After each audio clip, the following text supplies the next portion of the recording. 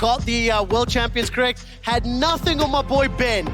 Down here, front row in section 206. He predicted it. He called you in the analyst desk out. He had all the info before your Twitter buddy, Roshan or whatever did. Anyways, welcome back to the Costas. Thank you for sticking with us. That monitor has been swapped out. The players recompleted their ready checks. Looking good. We're into draft. So Azael, Poppy, and Aatrox out the gate, followed up by the Sejuani as well.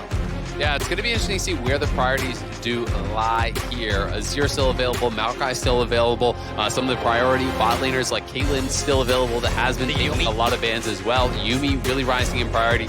We are seeing a shift in what is actually worthy of those bans over the last couple days. Yeah, that's why I'm really interested to see where TS go with this. Another thing we hit on, the Yumi now taken away, but even though it's like, hey, Knight, you played against Zeka before back in the LPL, I really think we should finally start paying respect to the Akali that can come out in that mid lane. Yeah, absolutely. I mean, Zeka has just looked so damn good on it, but it is the Maokai that is going to be banned out. Whether or not he's willing to just blind Akali, I don't really know. Caitlyn, though, is left up, and it's just going to be locked in. So Caitlyn Lux will be the expected bot lane here for Deft and Barrel. They're going to be playing heavily for that 2v2. And yes,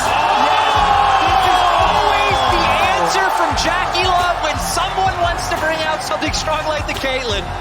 He says, you want to go toe-to-toe in the lane? Let me tell you about the Draven from Jackeylove. Can I tell you what his win-loss is all-time on this champion? You can. With 17 games played, he has a 77% win ratio.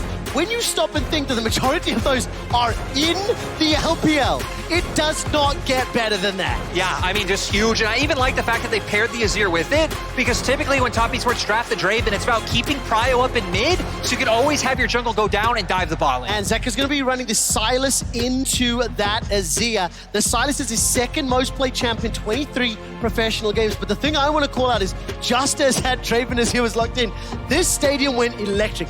Everybody in here was tapping one another on the shoulder going, we get a Jackeylove Draven. Absolutely. I mean, it's just one of those pocket picks that as an LPL fan, you look forward to. Yep. The confidence with which they lock it in, too. Yes. I love that it doesn't even have to be a discussion. He's like, oh, he picked Caitlyn. Draven. Yeah, done. Boom. Done. Get it in there. I mean, again, it's something we've seen time and time again in LPL whenever Caitlyn's would come out. I would expect this to be able to come through as well, because again, when you draft the Draven, it's all about the kill lane. It's all about even potentially being able to set up those dives, and even just sets the Caitlyn behind. And I will say, I'm actually really surprised that Graves got locked in on 3. I was just kind of foregoing even talking about that, because I was assuming it was going to be Caitlyn Lux, almost guaranteed. Yeah. Lux, you can expect, will be banned out at this point. Of course, there are other pairings. A bit of a throwback, but honestly, when you're playing against Nautilus, Caitlyn Morgana can actually be quite strong as a potential lockdown there. Morgana obviously pretty trash into Azir, but it is an option. There are other enchanter supports that you can go towards, things like the Karma. You always could go towards like a Braum as well, which could be a little bit rough. I guess they're worried about a potential Barrel Heimerdinger. Very interesting. Yeah, Barrel has been someone who has brought out obscure picks in the past, and yeah, I mean, last Worlds, he actually had 12 different champions played, at the World Championship, and he was actually tied with Fudge, I think, for the most different types of champions played. The question I have for you is, with 3 professional games, of which he won 2, knowing Lux is still available, is this a Heimer Lux Phase 2 ban? And more importantly, do you think it's worth banning? Is there something else we don't know? I mean, the Heimer thing feels like this has to be a scrim thing to me, something that they've heard, because especially when you actually forgo the Lux early, they are clearly more concerned about a different type of niche pick that they were really seeing. So, the Draven is a known pick. Maybe they're thinking, okay, we were going to go the Draven. They knew that. What was their answer going to be? I guess they were worried about Heimer. It's pretty interesting. Yeah, and now for the side of TS, so having to go towards a jungler a lot. I mean, 4 jungle bans from DRX onto top esports. I'm not even quite sure what's left and where you go. We've had things like Vi coming out if they did want to look for some type of point-and-click CC. I mean, honestly, you can still go Vi, you can go Trundle, you can go towards a lot of things. Sejuani is still available, like Nocturne, there's Xin, there's tons of picks. I don't think that, Tien is going to be feeling that limited.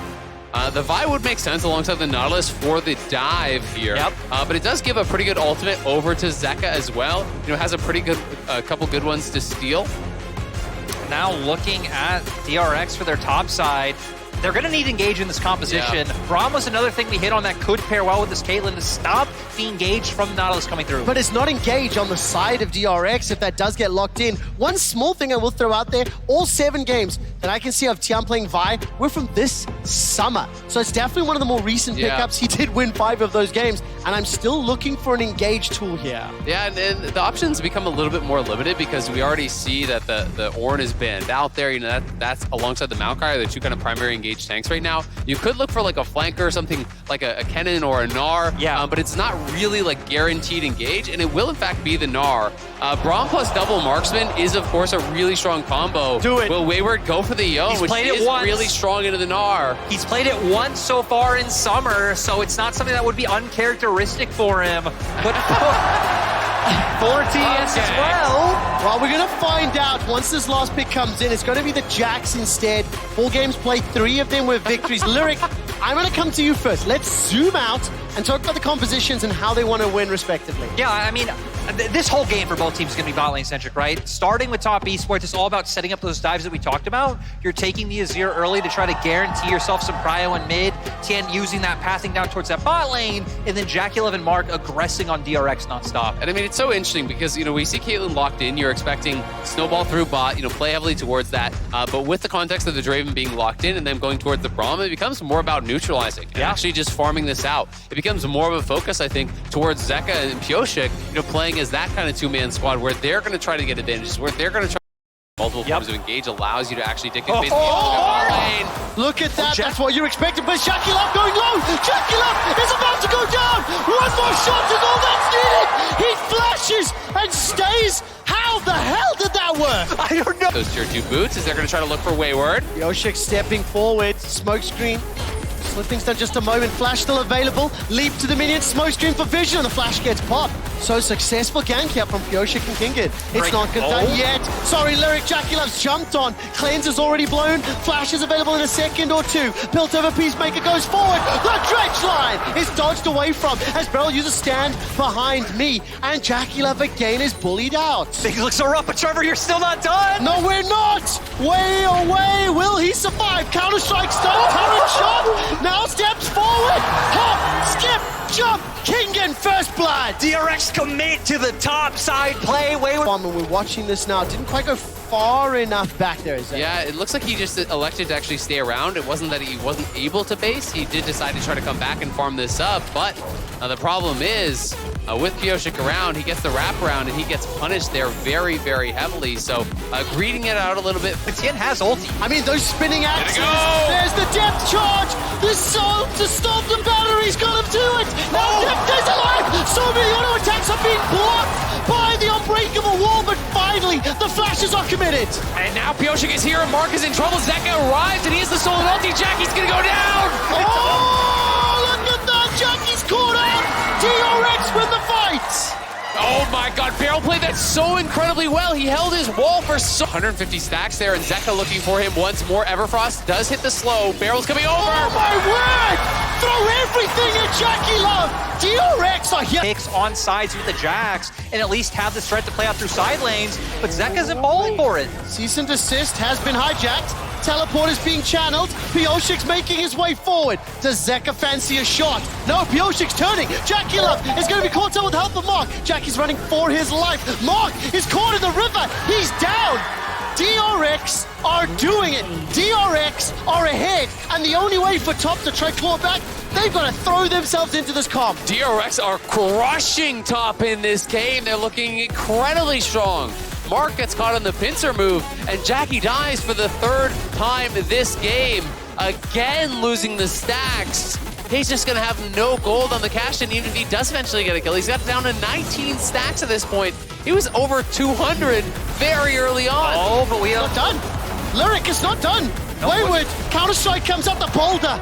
Not gonna find it too well, and they just completely stunned the world. Do they have faith for the upset? Do they have faith for Beryl to survive? Jackeylove is spinning them axes. He's getting that adrenaline. He sidesteps the pressure, but he's been jumped on. Cleanse and flash, and Jackie's running for his life. Zeka misses the chains, but he stole the whirling death. He goes golden, thanks to the hourglass, but the first kill is secured by Pyosik, and Wayward is down. Tian is down.